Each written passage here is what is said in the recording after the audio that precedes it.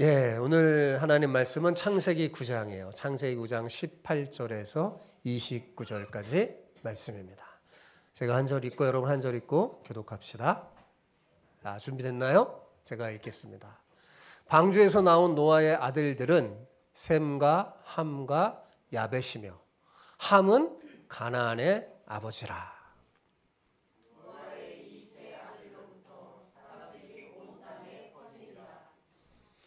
노아가 농사를 시작하여 포도나무를 심었더니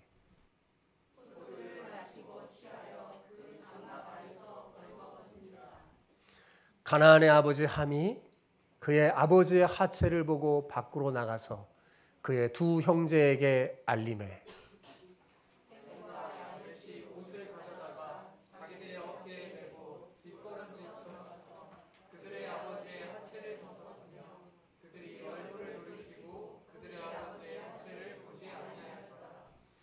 노아가 술이 깨어 그의 작은 아들이 자기에게 행한 일을 알고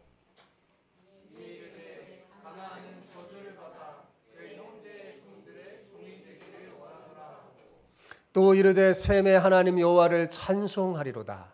가나안은 셈의 종이 되고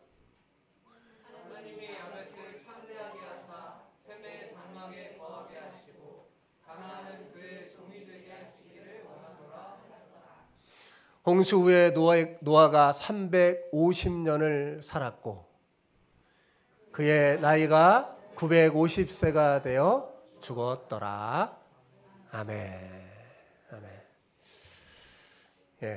한순간에 방심을 조심하세요 라는 제목으로 은혜를 나눕시다. 여러분, 성경은 이 세상의 위인전기와 많이 다른 점이 있습니다. 여러분, 위인전기는 어때요? 거기에 그 전기의 주인공인 그 사람의 위대한 면만 기록하고 실수는 기록하지 않습니다.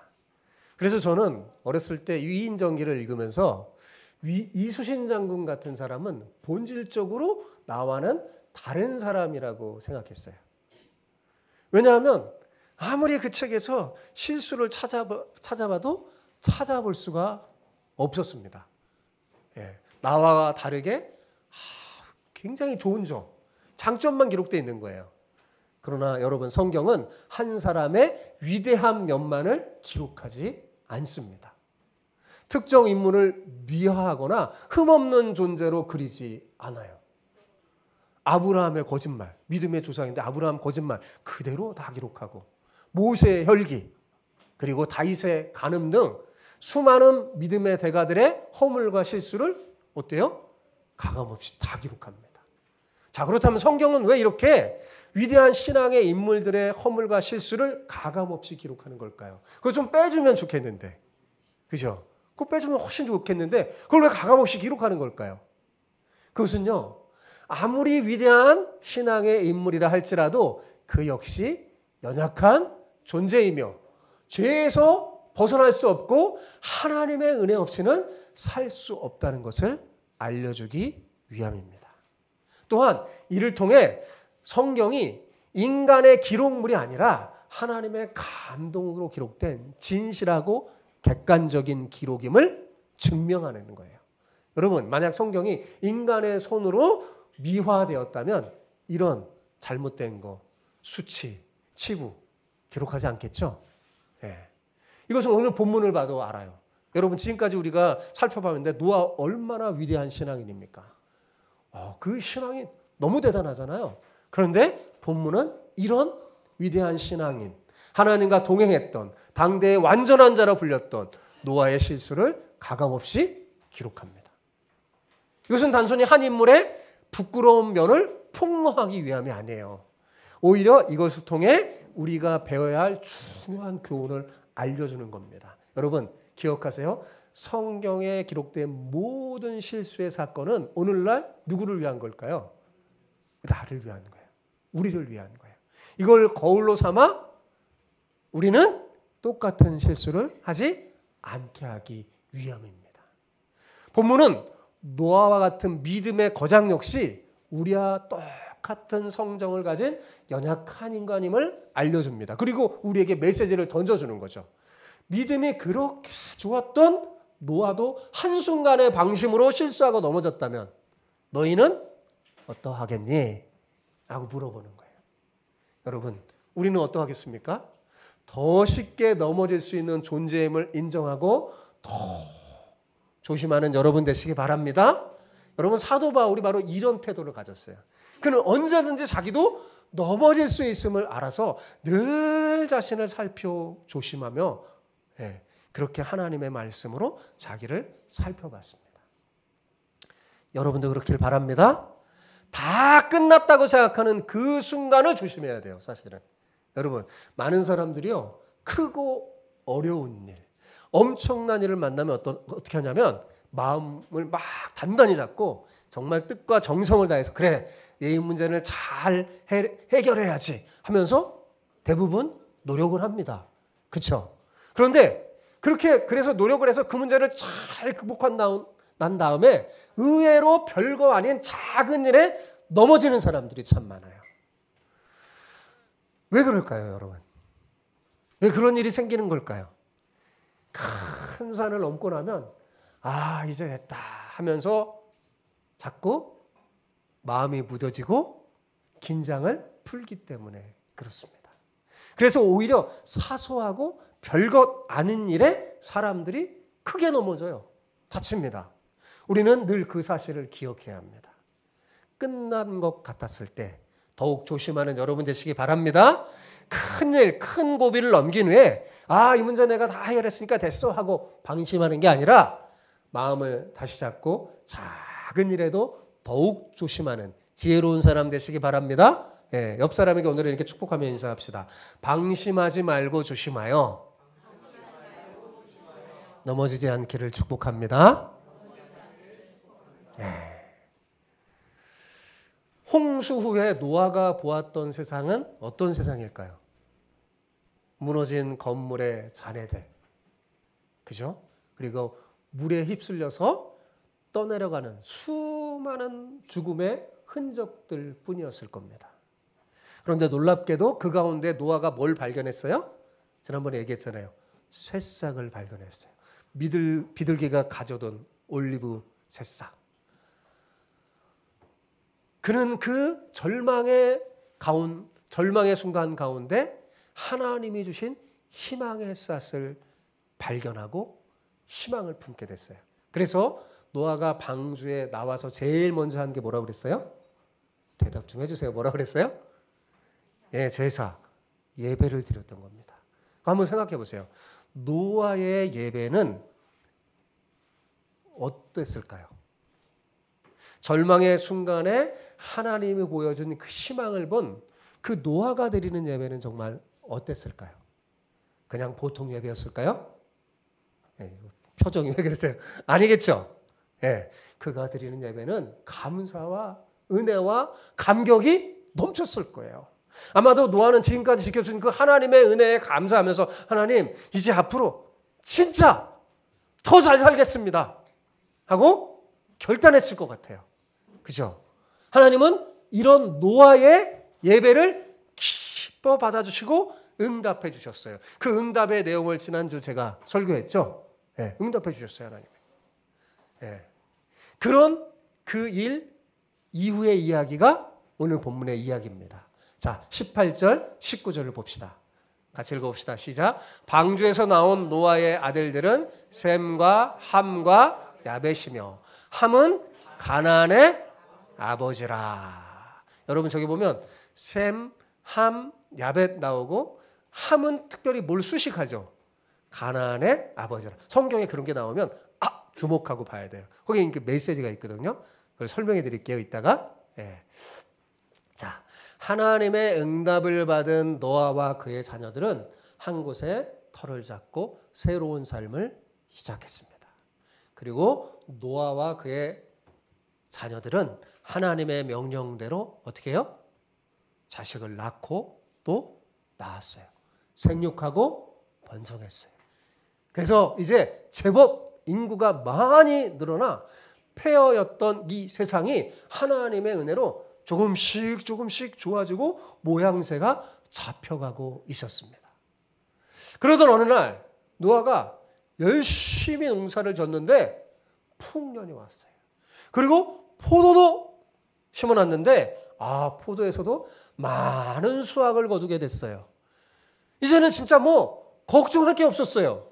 하나님께서는 다시는 물로 심판하지 않겠다고 약속하면서 은혜의 증표로 뭘 보여줬죠? 무지개를 보여줬어요. 그리고 무지개가 볼 때마다 하나님이 우리를 이렇게 사랑하시지, 그래 하나님이 다시는 우리를 물로 심판하지 않을 거야, 그런 생각이 확 들고, 또 하나님의 명령을 잘 지키면서 보니까 자기 자손들이 결혼하고 자녀들도 많이 낳고 막 점점 늘어나고 자손들이 번성하니 여러분 무슨 걱정이 있었겠어요? 그래서 그랬을까요? 여러분, 어느 날 노아가 이 포도 열매만 따먹다 보니까 심심했는지 포도주를 개발해서 손에 들고 한 잔을 들이키게 됩니다. 그런데 그 한 잔이 뭐예요? 2잔이 되고, 2잔이 석잔이 되고, 술술 잘 들어가는 겁니다. 잘 들어가는 거예요. 그래서 술인지 모르겠어요. 잘 들어가요. 취하려고 먹은 게 아닌데 마시다 보니까 뭐야? 의도하지 않게 취해버린 겁니다. 그 결과 술에 취해 옷을 다 벗어던진 채 자기도 모르게 잠이 드는 거예요. 사람들이 술을 먹어서 이성을 잃으면 하는 행동들이 다 이상한가 봐요. 노아는 그 주사가 뭐예요? 옷을 다 벗어 던지는 거예요. 그리고 잠을 들어버렸어요. 여러분, 우리는 노아의 큰 실수가 술에서 비롯됐다는 사실을 주목할 필요가 있습니다. 여러분, 그래서 성경에 술에 관한 이야기가 많이 나오는데 제일 처음 나온 부분이 뭐예요? 이 노아의 이야기. 그리고 성경은 많은 부분을 할애해서 술 취하지 말라고, 술을 먹지 말라는 표현이 참 자주 나옵니다. 왜 그럴까요? 왜냐하면 술을 먹으면 판단이 흐려지고 그리고 어리석고 방탕하게 됩니다. 무엇보다 술 문제는 죄 문제와 결부된다는데 문제가 있어요. 그래서 여러분, 우리나라 사람은 좀 더 그런 것 같아요. 우리나라 민족은. 선교사들이 우리나라에 들어와서 복음을 전할 때 제일 심각하게 생각했던 게 뭐냐면 남자들의 술 문제였어요. 술 때문에 싸우고 폭력이 일어나고 가족이 막 파탄이 돼가고 너무 힘든 거예요. 우리나라 사람들은 술을 완전 폭주를 해요. 그래 다 똑같은 게 아니에요. 다른 나라 사람들은 이렇게 교제하면서 막 한 잔, 2잔 정도 마시는데 우리나라는 한 잔, 2잔이 뭐야? 한 병, 2병 병채로 마시는 민족이에요. 그래서 우리나라가 많은 부분 술 때문에 굉장히 많은 문제가 생긴 거예요. 그래서 선교사들이 그래서 막 술 문제를 더 우리나라는 금했던 거예요. 여러분, 사랑하는 성도 여러분, 술 취한 인생이 되지 말길 바랍니다. 네, 소리가 너무 작은 것 같아요. 술 취한 인생이 되지 말길 바랍니다. 네, 왜냐하면 어리석어져요. 그래서 죄 짓는 실수를 범합니다. 그것도 아주 치명적일 수가 있어요. 당대 의인이었던 노아도 술로 망가졌다는 사실 잊지 마시기 바랍니다. 이 술 취해갖고 홀딱 먹고 잠들어 있는 노아의 그 추한 꼴을 함이라는 노아의 아들이 봤어요. 자, 22절 볼까요? 22절 읽어봅시다. 시작. 가나안의 아버지 함이 그의 아버지의 하체를 보고 밖으로 나가서 그의 두 형제에게 알림해. 우리말 성경을 보면 그냥 이 함이 어쩌다가 우연히 아버지의 벌거벗은 모습을 보았다라고 소개하지만 히브리의 원문을 보면 이 보았다는 단어가 라라는 단어인데 그냥 본 게 아니에요. 네. 단순히 쳐다본다는 단어로 쓰는 게 아니라 이것은요, 뭔가 구체적인 목적을 가지고 자세히 살펴보는 거예요. 어떻게, 왜 자세히 살펴볼까요? 그 사람의 실수, 허물을 들어서 막 비난하려고.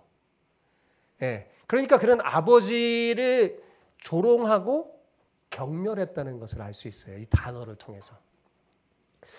아마도 평소에 함은 아버지를 존중하지 않았던 것 같아요. 아버지가 늙고 힘이 없어지니까 어느 순간부터 아버지를 무시했던 겁니다. 맨날 이 노아는 아버지 만나면 하는 말이 너 하나님 믿음 잘 지켜야 돼. 예? 경건해야 돼. 하나님과 동행하는 삶을 살아야 돼. 막 그랬거든요. 그랬는데 지금 술 취해서 홀딱 벗은 누워있는 아버지 모습 보면서 무슨 생각이 들겠습니까? 아휴, 아버지도 별거 아니네. 예? 그런 생각이 든 겁니다. 그래서 함이 밖으로 나가서 다른 형제에게 이걸 알리면서 아버지 흉을 본 거예요. 비난한 거예요. 아, 아버지가 뭐 하나님과 동행하고 뭐 막 믿음 좋은 차더니 막 별것도 아니야. 아버지도 막 술 취해서 저러고 있어. 막 이렇게 흉을 본 거예요. 그런데 다른 형제인 셈과 야벳은 달랐어요. 그렇게 막 아버지를 헐뜯는 이 함의 입을 탁 틀어막고, 예? 아버지의 부끄러운 모습을 보지 않기 위해서 옷을 양어깨에 두 형제가 다 걸쳐 있고 뒷걸음질 쳐서 아버지의 벌거벗은 부끄러운 몸을 탁 덮은 다음에 조용히 물러갔어요. 여기 살아가는 우리 자녀들, 부모님이 하나님은 아니에요. 그래서 실수할 수 있어요. 잘못했는데 함처럼 되지 마시기 바랍니다. 그거 들춰냈고 막 사망에 가서 우리 엄마 아빠가 이랬다 이러지 마시고, 예, 여기 셈과 야벳처럼 지혜롭게 행동하는 여러분 되시기 바랍니다. 그래요. 얼마나 노아가 깼어요.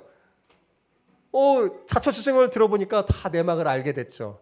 노아는 자신이 너무 잘못했다는 걸 알게 됐어요. 그런데 후회했지만 이미 물은 엎질러졌잖아요. 그죠? 아마도 그는 이 일을 통해 정신이 번쩍 들었던 것 같아요. 그래서 하나님 앞에 나아가 기도했습니다. 그래서 기도 중에 하나님의 말씀을 듣게 된 거예요. 예, 그 성경에 보면 이 족장 시대라고 하는데 이 시대의 족장은 대부분 선지자예요. 하나님이 그 사람하고 이야기합니다. 노아하고 소통을 해요. 그러니까 노아가 하나님의 말씀을 듣게 된 겁니다. 자기 자식들에 대해서. 그래서 어느 날 자손들을 다 모아서 놓고 예언을 합니다. 그게 25절에서 27절 말씀이에요. 그러니까 우리가 성경을 보면서 노아가 함이 자기의 그 벌거벗은 몸을 봐서 그냥 기분 나빠서 저주한 게 아니에요. 예, 그렇게 생각하면 안 됩니다. 예, 이 도중에 하나님의 말씀을 받고 그들에게 예언을 한 거예요. 자, 25절, 27절 같이 읽어봅시다. 시작. 이에 이르되 가나안은 저주를 받아 그의 형제 종들의 종이 되기를 원하노라 하고, 또 이르되 셈의 하나님 여호와를 찬송하리로다. 가나안은 셈의 종이 되고 하나님이 야벳을 장대하게 하사 셈의 장막에 거하게 하시고 가나안은 그의 종이 되게 하시기를 원하노라 하였더라. 자, 노아는 어때요? 함의 아들 가나안을 저주하고 셈과 야벳은 어떻게 했어요? 축복했어요. 여러분, 제가 되게 중요한 걸 얘기해 줄게요. 성경의 예언의 목적은 이걸 통해 신앙을 더 굳게 하기 위함입니다. 예. 아셨어요? 기억해요? 예언의 목적이 뭐라고요? 이를 통해 우리의 신앙을 굳건하게 하기 위한 거예요. 그러니까 예를 들어서 축복의 예언을 들었다고 생각해 보세요. 내가 축복의 예언을 들었어요. 그러면 어떻게 해야 되냐면 자세가 그 축복의 내용이 그대로 이루어질 것을 믿고 어떻게 해요? 더욱 입서 열심히 신앙생활을 하는 겁니다. 그러면 어떤 일이 벌어질까요? 어떤 일이 벌어질까요? 그 축복의 내용 그대로 이루어지는 겁니다. 자, 또한 반대로 저주를 들었으면 어떻게 할까요?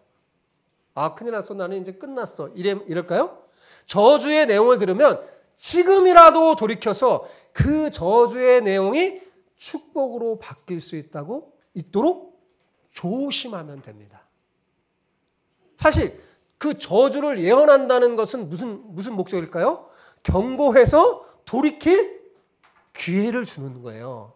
그런데도 그런 경고를 무시하고 그냥 살면 어떻게 될까요? 저주가 그대로 이루어지죠. 여러분, 야곱이 시몬과 레위 두 아들을 저주하거든요. 태도가 달랐어요. 레위는 레위 지파는 그 저주를 듣고 돌이켜서 그 저주가 축복이 되게 했어요. 근데 시몬 지파는 무시해 버렸어요. 예, 그리고 그 지파가 굉장히 어려워지죠. 아셨죠? 예. 그러니까 어떤 이야기를 듣든 꼭 좋은 이야기만 들을 수가 있는 게 아니에요, 우리가. 그죠? 나의 단점 얘기를 들을 수 있어요. 그럼 뭐냐면 그거대로 된다 이렇게 하지 말고 그걸 돌이켜서 좋은 방향으로 바뀌는 여러분 되시기 바랍니다. 이런 경고를 무시하면 어떻게 돼요? 저주의 내용이 그대로 이루어지는 거예요. 사실 여러분, 여러분이 성경을 보면 사실 이런 생각이 들 것 같아요.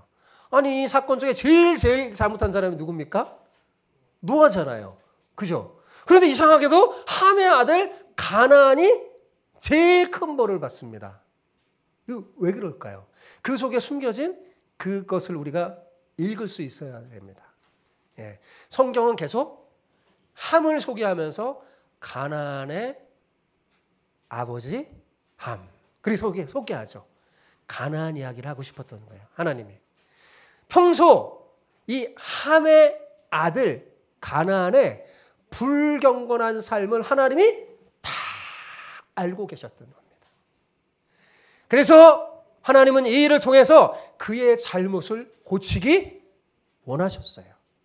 그래서 성경은 노아의 아들 함이라고 하지 않고, 그게 정석적이잖아요. 그죠? 노아의 아들 함 이렇게 표현해야 돼요. 그런데 가나안의 아버지 함이라고 했던 것입니다. 함의 아들 가나안에 대해서 하나님이 뭐 하고 싶은 거예요? 얘기하고 싶었던 겁니다. 그러나 안타깝게도 가나안은 이 경고를 어떻게 해요? 무시해버리죠. 깨닫지 못하고 무시해서 그 결과 가나안에 대한 하나님의 저주가 그대로 그의 후손에게 그대로 이루어집니다. 여러분, 하나님이 이 사건을 성경에 기록한 이유 중에 하나가 뭐냐면 지금 이 가나안 땅의 족속들이 왜 이처럼 타락하게 되었는지 그 근본 원인을 알려주기 위함입니다. 이제 성경을 계속 읽으면 누구 이야기가 많이 나와요? 가나안 족속의 이야기가 나오죠. 여러분, 이 창세기를 읽는 1차 독자가 누굴까요? 출애굽해서 모세와 함께 가나안 땅에 사는 이스라엘 백성들입니다. 예, 그래서 알려주는 거예요. 왜 가나안이 저렇게 타락한 민족이 되었는지. 예, 명심하시기 바랍니다.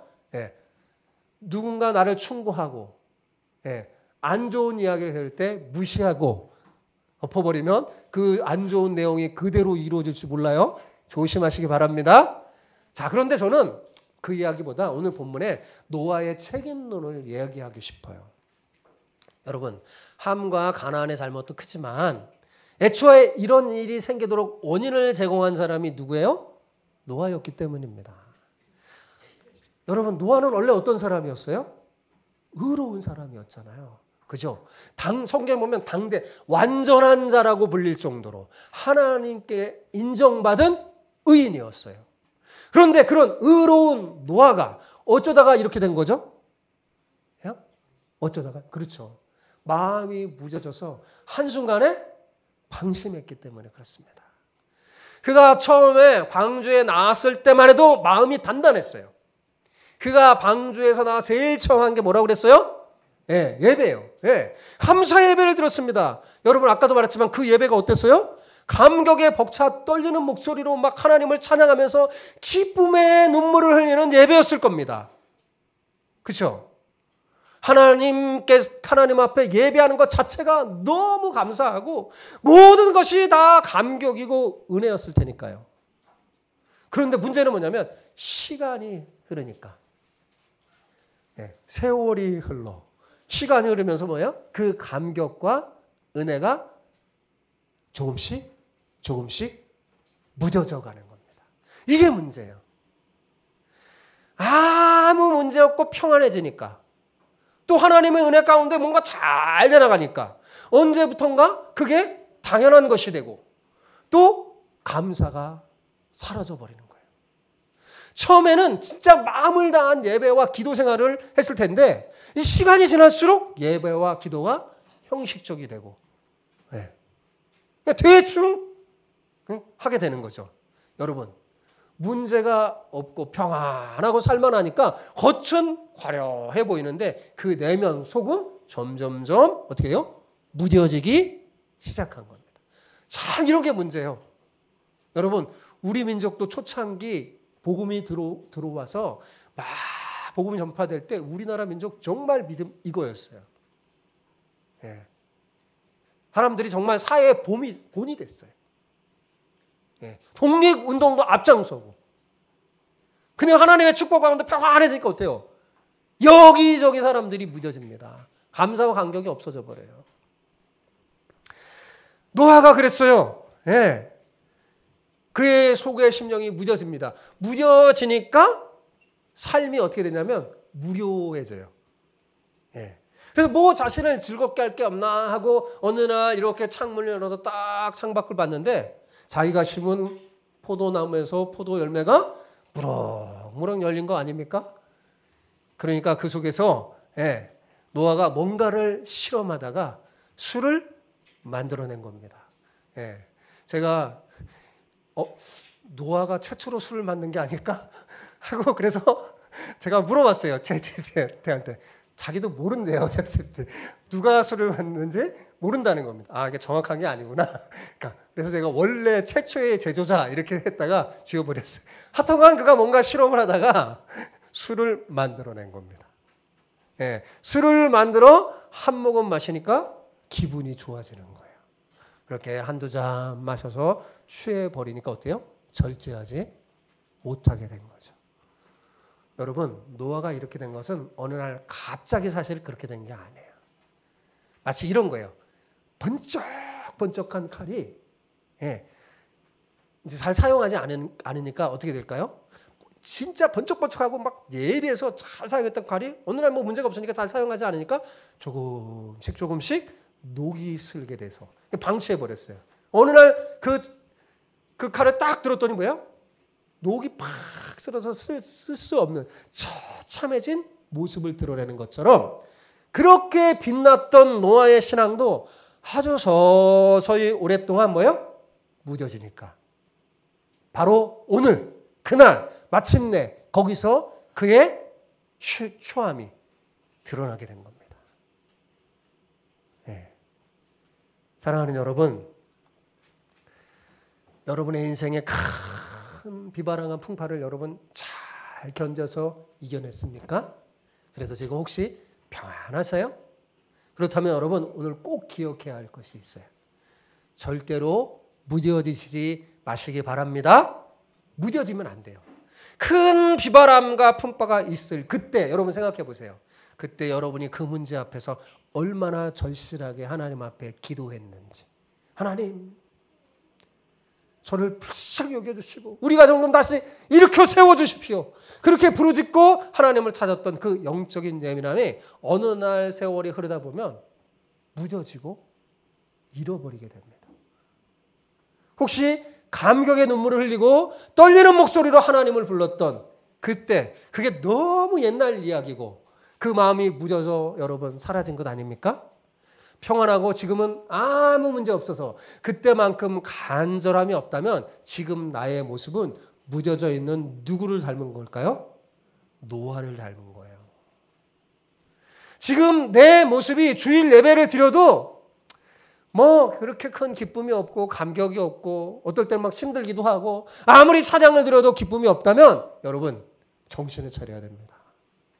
여러분 무뎌진 거예요. 여러분 평안한 거 이것이요 습관이 돼서 오래되잖아요. 되도록 힘듭니다. 되도록 힘들어요. 인간은 게을러서 자꾸 눕고 평안하기를 원해요. 평안할수록 어때요? 더 간절히 하나님을 찾아야 돼요. 더 간절히 예배하고 기도해야 합니다. 건강한 믿음의 사람은요 예배가 기쁨이고 하나님의 사랑으로 섬기는 것이 기쁨입니다. 왜요? 가장 사랑하는 하나님을 예배하는 그날이 얼마나 기쁜 거예요. 여러분 그 은혜를 회복해야 합니다. 그래야 무너지지 않고 계속 여러분이 복의 통로가 될 수 있어요. 본문은 아무리 믿음의 사람이라도 방심하면 넘어질 수 있다는 사실을 알려줍니다. 여러분 지금까지 노아의 삶이 어땠어요? 어떻게든 하나님 앞에서 살려고 몸부림친 사람이잖아요. 다 세상 사람들이 자기 각각 쾌락을 즐기며 살아갔던 그때에도 노아는 어떻게 했어요? 하나님과 동행하며 믿음을 지켰잖아요. 당대의 의인이요 하나님과 동행했던 사람입니다. 그런데 그가 넘어진 거예요. 왜 그랬다고요? 방심했기 때문에 그래요. 무지개 언약을 받은 후에 아마도 노아는 믿음의 긴장을 풀었던 것 같아요. 모든 것이 평안했습니다. 그리고 하나님의 은혜로 잘 되는 거예요. 자손들도 잘 되고 번창하고 막 농사를 지니까 막 흉년이 되고 노아의 삶에는 아무 문제가 없었습니다. 그러자 노아는 자신도 모르게 자기 자신을 신뢰하게 됐어요. 뭐 포도주 정도야 얼마든지 절제하며 마실 수 있다고 합니다. 예. 제가 성도들을 이야기하다 보면 이런 얘기하는 사람 많아요. 아, 목사님 뭐 제가 그러진 천만의 말씀 자신을 믿지 말기 바랍니다. 예. 거기에 자꾸 빈틈을 주면요 나중에는 넘어지고 그 결과는 비참해져 갑니다. 지금까지 노아는 얼마나 존귀한 사람이었어요. 그러나 한순간 방심으로 육체의 정욕이 거룩한 의인을 비참한 죄인의 자리로 집어 던지고 말았다는 거예요. 그리고 자기의 아들 중 후손이 하나님의 저주를 받게 되지 말았잖아요. 여러분 이후부터 노아는 우리 성경에는 350년 그랬는데 정확하게 만으로 따지면 349년인 것 같아요. 더 살았어요. 뭐 349년이든지 50년을 더 살았지만 자 보세요. 성경에는 더 이상 노아의 기록이 있나요? 없나요? 없어요. 그리고 그 이후에 노아의 기록은 부정적인 게 나와요. 노아의 때. 그렇게 나와요. 왜냐하면 이후에 노아의 삶은 더는 기록할 가치가 없는 인생으로 추락했기 때문입니다. 구속사의 이 주인공 자리에서 한순간에 별 볼 일 없는 인생으로 추락하고 말았다는 거예요. 그런 면에서 에녹과 또 비교가 되죠. 에녹은 처음과 끝까지 다 뭐예요? 흔들림 없이 그렇게 살았죠. 자, 정리합시다. 오늘 본문은 속에서 우리는 뭐 해봐? 성공 후의 실패를 보죠. 어떤 사람의 대단한 큰 성공 후의 실패를 봅니다. 하나님의 사람, 하나님이 인정했던 당대의 완전한 자여 의인이었던 노아. 그가 큰 성공을 거둔 후에 또 큰 실패를 해버렸습니다. 도무지 노아답지 않은 행동과 그의 인격에 어울리지 않는 언행으로 한순간 추락하는 것을 우리가 목격합니다. 대단한 믿음의 소유자였던 노아도 그런 한계와 엄청난 취약점이 있다는 사실에 여러분 놀랍지 않나요? 저는 정말 놀랍습니다. 그런데 여러분 어디 노아뿐이겠어요? 우리 역시 마찬가지라는 사실을 잊지 마시기 바랍니다. 노아의 한계는 바로 오늘날 우리의 한계를 보여주는 거예요. 우리도 정신 차리지 못하면 넘어질 수 있다는 거 알려주는 거예요. 여러분 우리가 상태가 좋을 때는 정말 하늘을 날아다니며 성령 충만한 모습을 막 보입니다. 그런데 상태가 나쁠 때는 전혀 다른 인격이 여러분 튀어나오지 않아요? 내 속에서 막 지킬 박사와 하이드가 막 튀어나오지 않나요? 예? 와, 그게 막 튀어나오잖아요. 그죠? 오늘 말씀을 보면서 이 노아를 통해 하나님이 나에게 주는 경고구나. 이렇게 받아들이시는 여러분 되시기 바랍니다. 또한 함을 통해 자신을 돌아보면서 경고망동하지 말라는 생생한 예표로 받아들이기 바랍니다.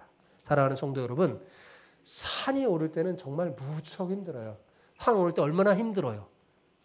그런데 정작 사고는 언제 나는 줄 아세요? 오를 때보다 내려올 때 사고가 훨씬 더 많이 난다고 합니다. 많은 실패가 성공 후에 생겼다는 사실을 아십니까? 사람은 항상 성공 가도를 달리지 않아요. 막 오를 때는 막 정신을 차리고 마음을 단단히 하는데 끝난 다음에는 마음을 툭 놔버려요. 마음이 묻어지니까 정말 별거 하는 일에 다쳐버리고 맙니다. 넘어져 버리는 거예요. 여러분 조심하지 않으면 여간 조심하지 않으면 성공 후에 생각하지 않았던 실패, 그 비운의 주인공 여러분이 될 수 있다는 사실을 노아를 보면서 다시 한번 깨닫기 바랍니다. 부디 한순간의 방심을 조심하고 늘 깨어 기도함으로 마음이 무뎌지지 않도록 단단히 무장하기 바랍니다. 그러면 성공 후에도 실패하지 않을 거예요. 제가 정말 저의 두 아들에게 늘 강조하는 게 있거든요. 다른 게 아니에요. 네가 믿음 안에 서 있기만 하면 아빠는 걱정하지 않는다. 그치? 내가 자주 그런 말을 해요. 우리 주마음 사랑하는 자녀 여러분, 무엇보다 중요한 게 믿음이에요. 믿음 안에 서면 나머지는 하나님이 책임져 주실 겁니다. 공부보다도 세상의 어떤 것보다도 여러분 믿음을 잃지 않으면 공부도 잘하게 되고 여러분의 가는 그 모든 일 속에서 하나님이 책임져 줄 줄 믿습니다. 예, 그러니까요. 믿음 가운데 늘 마음을 단단히 하고 조심하서 여러분은 성공 후에 넘어지지 않는 그런 놀라운 복을 누리기를 축복합니다.